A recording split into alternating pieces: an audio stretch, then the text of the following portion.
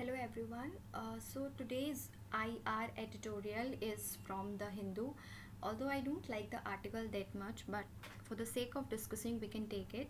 The article is about the hype, which is basically being created by the media with respect to India's relationship with the different countries, and especially the developed countries, and especially with respect to Pakistan and China. And we all know that how media, they try to spice up the news, and how they try to create some sort of grand theories on the basis of whatever little amount of news they are having. So the writer, he is basically warning, and he is basically suggesting that one should not create grand theories, or one should not create a hype about India's relationship with different countries. Fine, so let's see what is there in the article. And it is with respect to the USA, the present foreign policy that USA is undertaking under Donald Trump. And as I have discussed earlier as well, that Donald Trump has a kind of personality which is very unpredictable, and he's trying to follow unconventional means and unconventional norms, which are basically different from the conventional methods that the USA foreign policy makers has been following hitherto. So in that context, we are trying to analyze that how how USA and India relationship is being shaped, and what sort of hype is being created by the media and the people with respect to it. So um, uh, wait a second. Yeah, so they're saying, first of all, they are saying that, see, this Donald Trump, fine, he he has basically a kind of personality, and he is one such president who basically want to have a very popular image among the people, and just for the sake of its vote bank politics. And he basically tries to uh, I mean, he basically tries to negate whatever history USA has seen. Fine, he don't believe in the work of its predecessors, be it Barack Obama, be it George W. Bush, or any other. And he is saying that the his predecessors, they have not worked enough, and whatever condition America right now is facing, it is because of their ill work. Fine. And the writer is making a kind of convergence between the personalities of Prime Minister Narendra Modi and US President Donald Trump, that they both have built their politics on the promise of making their countries great again. So basically, both these USA president and Indian prime minister, they basically try to build their politics, saying that they will make their countries great again, and which by default means that up till now, their predecessors, be it in India or be it in USA, they were not working properly, and it was not enough. Fine. So this is the thing, and that's how the writer is trying to compare. Okay. And he's saying the project of regaining national glory is based on another assumption, that they inherited a mess from their respective predecessors. As I said, that this their project of that we will make our country strong again, it by default means that that we have basically inherited something, and the present situation is basically a mess, and we are trying to clear it out. Okay, so this is the thing, and which this is the convergence which both these personalities are having now.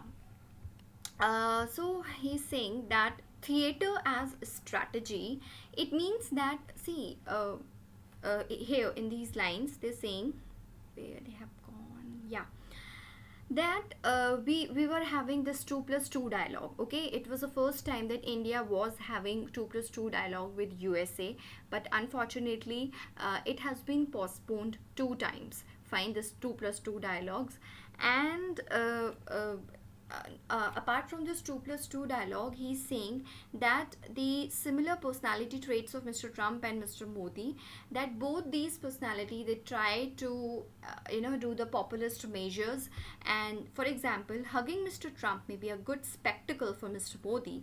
Fine, because see, we can see in the newspapers in frontline that Mr. Modi is hugging Mr. Trump. Oh my God, India is having a very good relationship with USA. So this is this kind of hype that our media they tries to create.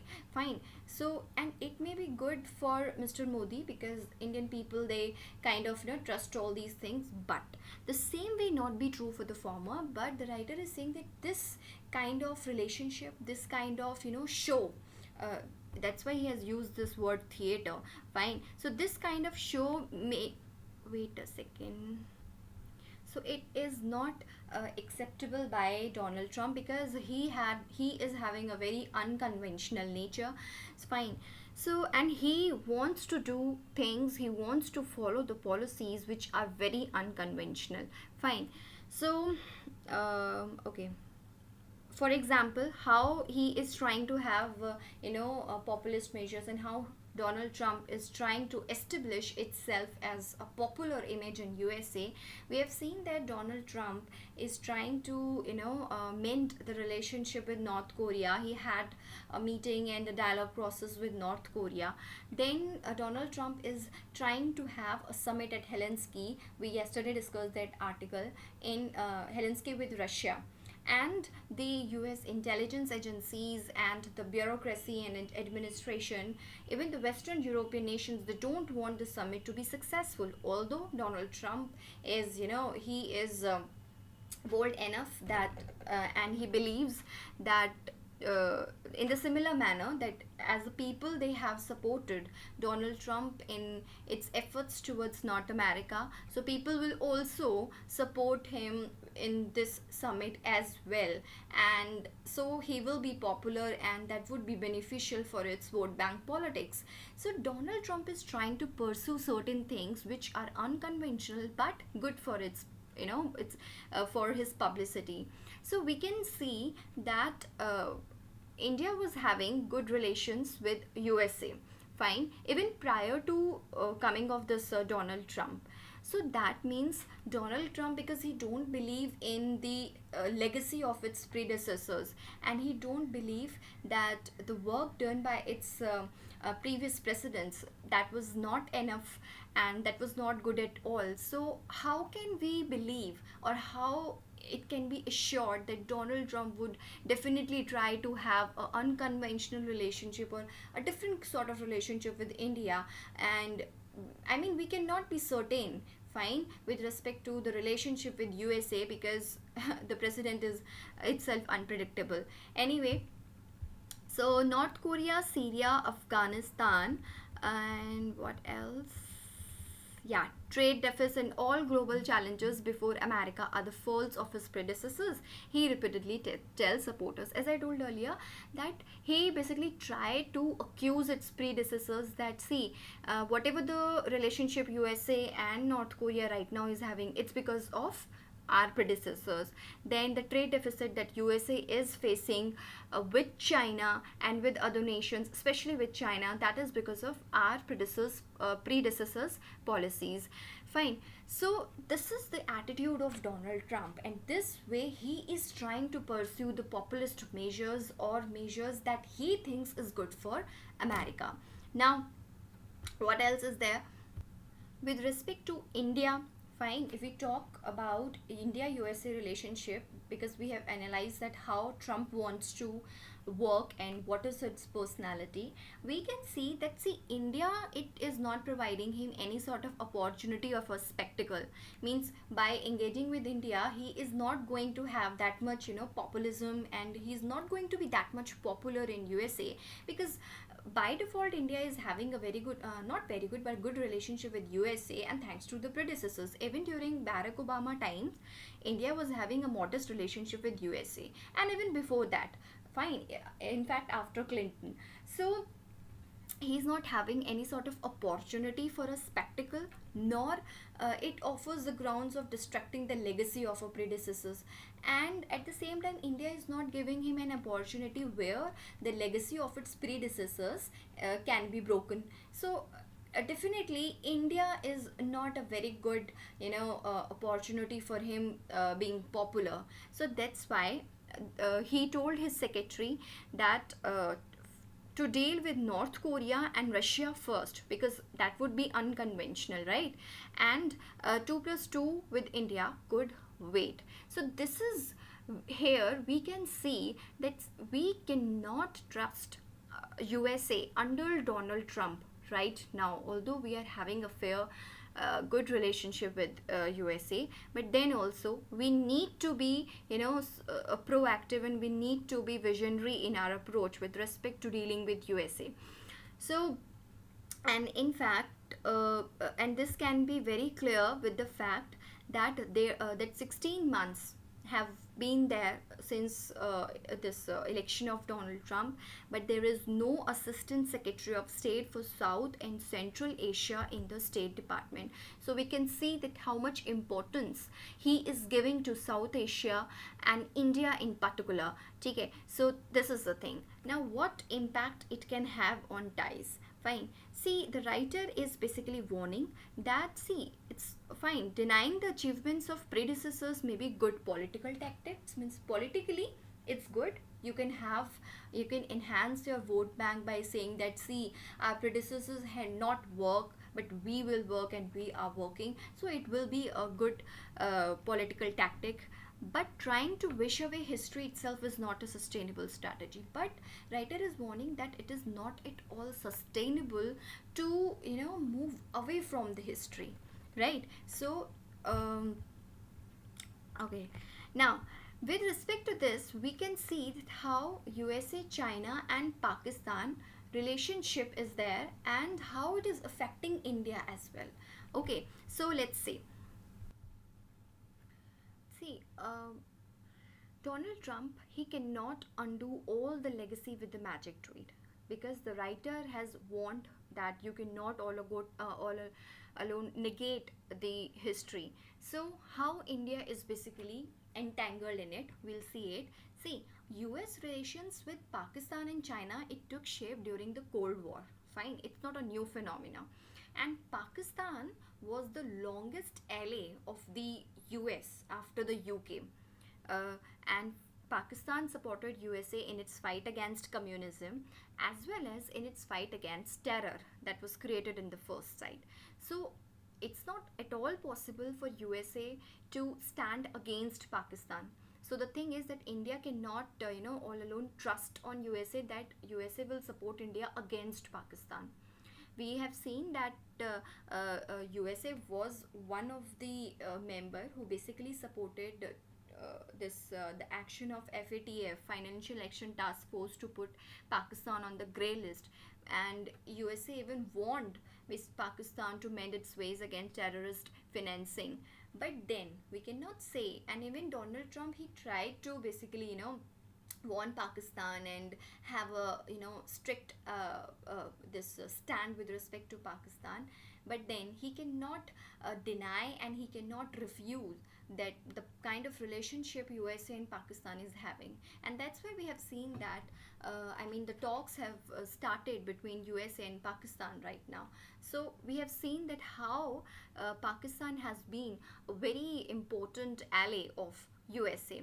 Now, with respect to China, if we see, China used the Cold War to its own advantages in its ties with US. And China today, at present, China threatens the dominance of US. Fine. But American security establishment, they are obsessed with Russia. Even though Russia is not having that capability enough to, counter USA right now, but China has, right? But even then, by default, the foreign policy makers and security establishments of USA, they kind of consider China as their main opponent. Fine. So this is a conventional thing that the USA foreign policy makers is having in their mind. So what would be unconventional for Donald Trump? that he will go against China, right? And we have seen that after coming to the post of president, he basically warned China, and the trade war that is basically is going on, uh, not officially but in unofficial terms, a trade war that is going on between USA and China.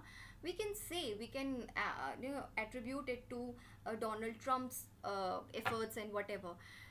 But the thing is that even then, he cannot deny the kind of relationship USA and China economically is having right now. Okay, so in all these fight, India gets caught in the internal American fight too. Fine. Now, internal American fight too. How? Because Donald Trump is trying to have a summit with Russia, but the security establishment and the administration, they want sanctions to be put on Russia, right?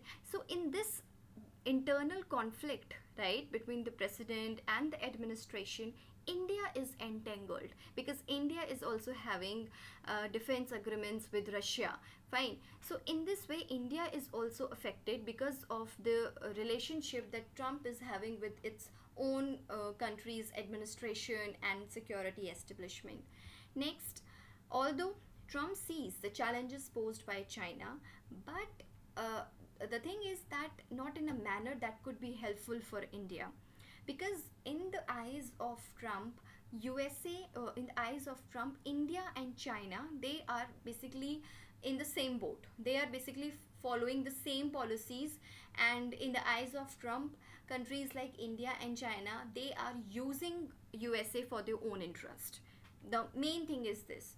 And he consider that both these countries, they have duped their predecessors on climate change and trade deals, and these countries are also, means India and China, they're also violators of intellectual property laws, and USA is the major proponent of intellectual property rights. So basically the thing is that USA keeps, Donald Trump especially keeps China and India in the same basket. Fine. So definitely whatever policies they're going to have with respect to China, that would not be beneficial for India.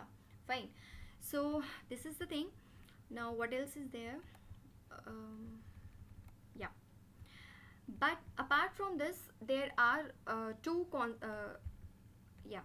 So there are many sections in USA which are not in favor of USA supporting India, or a good relationship between USA and India, because they don't see any such opportunities for USA in India.